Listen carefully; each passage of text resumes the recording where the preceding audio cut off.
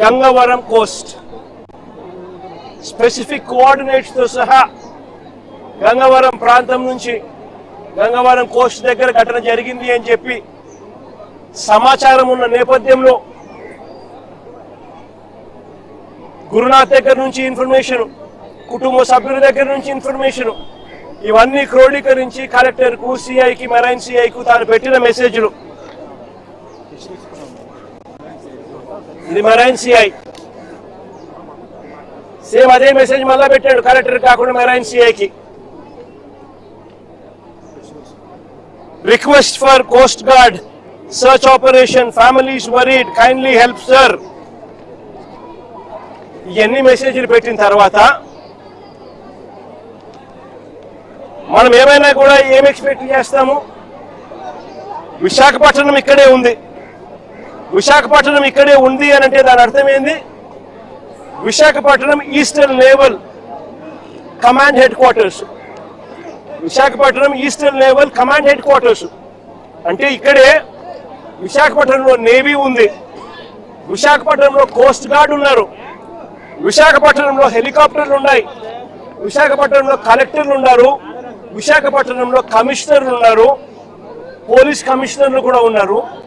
ఇంతమంది ఇక్కడే ఉండి కేవలం 10 మైళ్ళు సముద్రం లేకపోతే, కేవలం 10 మైళ్ళు సముద్రం లేకపోతే గంట కూడా పట్టదు. ఆ గంటలోనే వీళ్ళని కాపాడుకునే పరిస్థితి వచ్చేది. చిన్న ఈత కొడుతూ కొడుతూ కొడుతూ చిన్న పరిస్థితి ఏమిటి అని అంటే కనీసం తెల్లవారుజామున 5 గంటలకు తెల్లవారుజామున